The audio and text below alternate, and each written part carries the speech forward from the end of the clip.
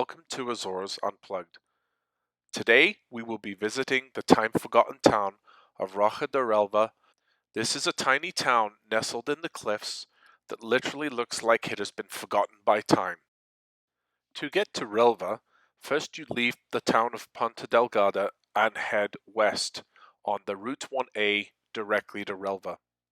From there you will then take a small road down the hillside to the parking lot, and then from there the hike begins. It's easy to miss the road though. It's just another little country road leading off the main highway. Once in the parking lot, you get to see just how high up we are above the ocean. The town of Relva is a long walk down a series of winding, graveled and cobbled stone pathways to get to the bottom.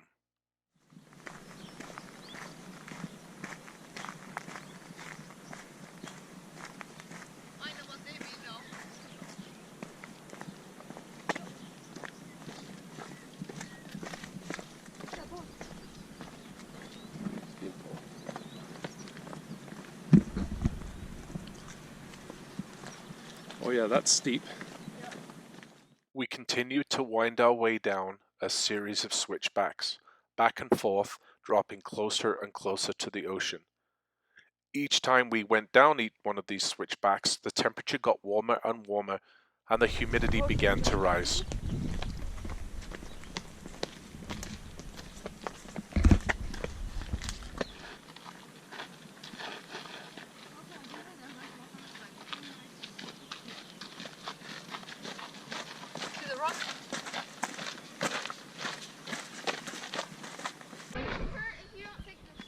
Yeah, but that's to be, the prickly stuff has to be red.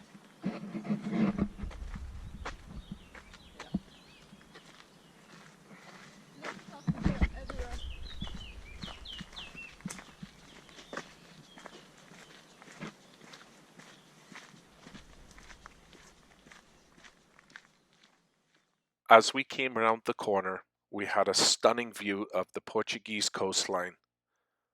The town of Relva was still far off in the distance way below us, so we continued walking. Oh, somebody's put the fence up already. Yeah.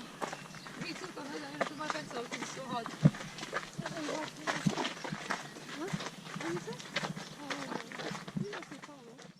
As the hike continued, we finally started to see signs of life.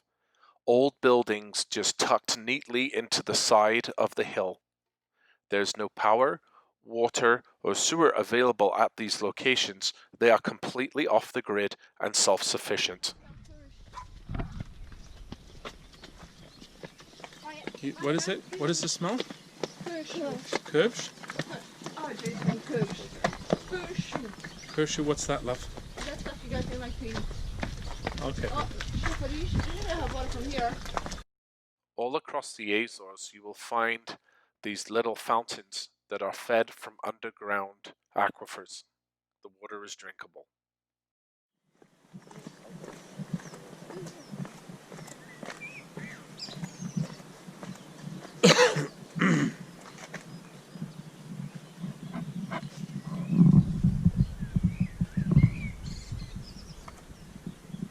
As we came down another series of switchbacks, we found more signs of life again tucked into the hillside. You can see the height we are still above the village. We ran into the local transportation, which is donkey or backpack. There are no roads in or out of this village. All of the materials to pave the pathways and build the buildings were literally brought in on foot or by donkey. No? What's up?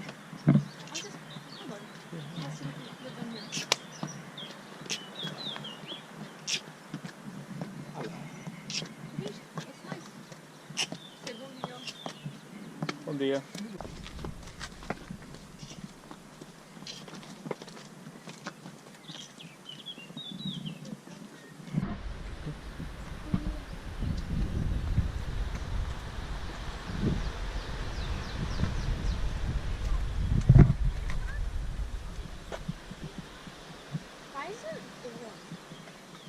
So you don't go in, it's a private house.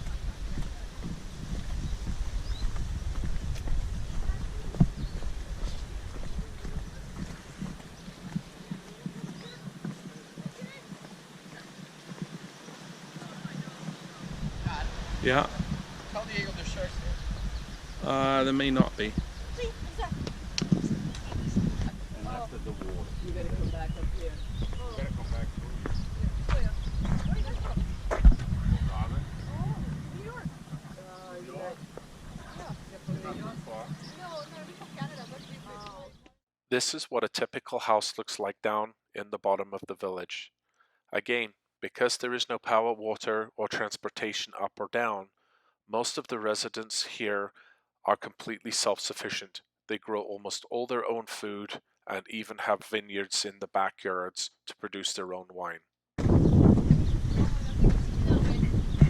Hmm?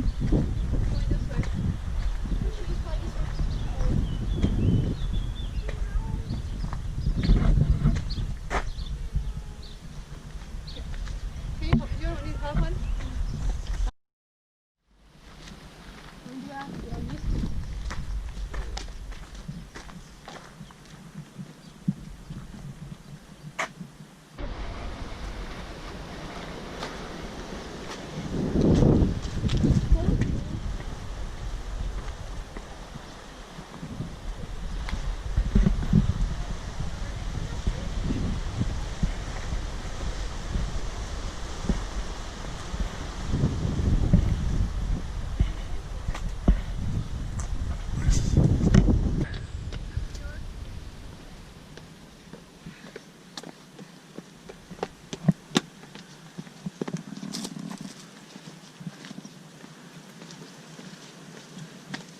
Huh? Have you ever had it? As you can see, the pathways stretch on for quite some distance. The village strung out in a narrow gap between the steep cliffs and the rocky ocean. While we were there, we even saw some of the locals spearfishing for octopus. No, I don't like that. You don't have to.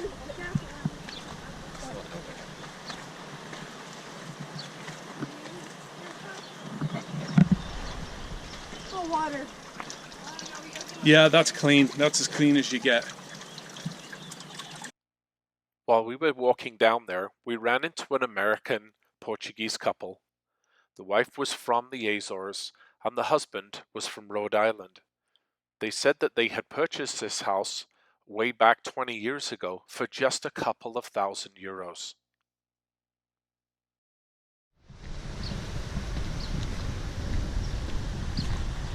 But can you imagine building all of this, all the concrete that's required to be hauled in and out? This is brought in by men Yeah.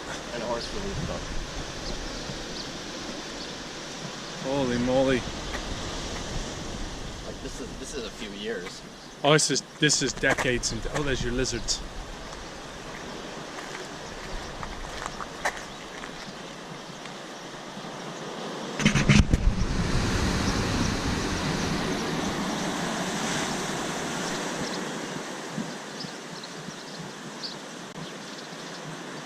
We continued on to the very, very end of the village. This was a long, punishing walk. The heat and the humidity were now really starting to get to us, but we were determined to see it through to the end. No, We need to go that way. no, it's the footpath goes to the end. Let's go to the end. Don't bother. No, Do you want to turn around then? no, we just didn't stop for this. They're on a mission.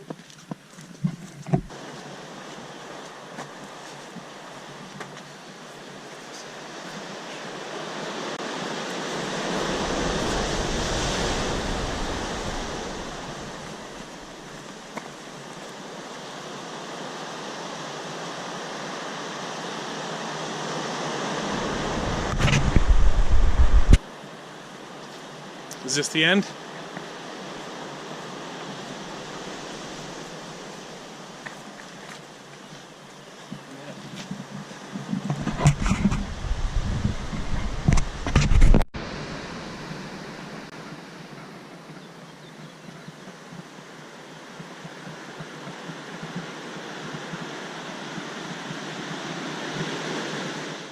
We finally reached the very end, now realizing that despite the punishing heat and humidity, we now had to walk not only all the way back to the car, but uphill all the way.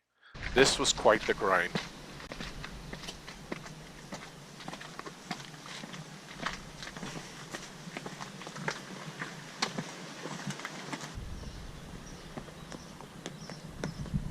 Move bug. Yeah, let me go that way.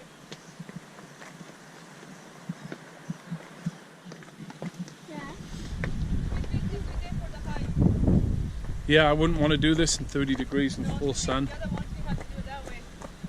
Yeah, any days where it's looking off, even if we plan to do beach, we'll switch for a hike. It's because the really hotter days we go to the beach. That only makes sense, right, Dad? Sure does.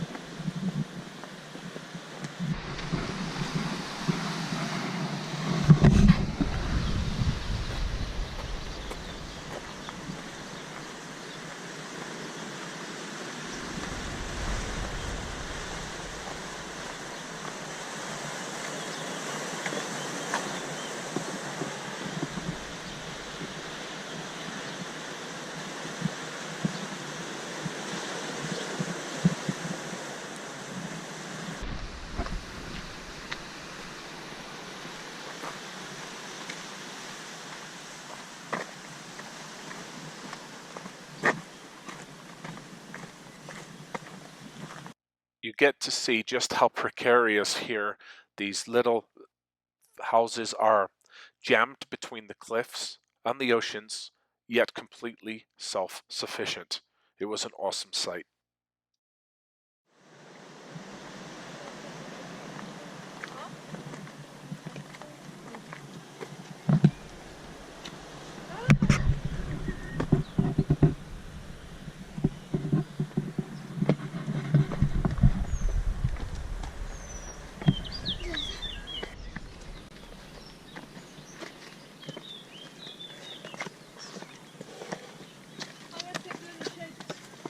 Okay, right here.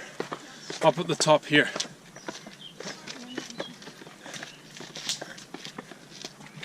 Tina, to drink.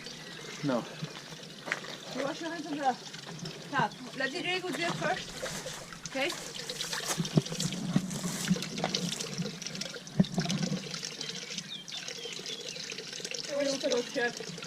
Not too It's cold. good.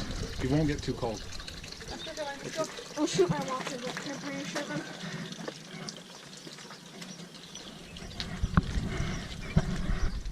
What was that noise? Come on, last one and we're done. Come on, you should be able to do this. Hello, Dave. Just in time.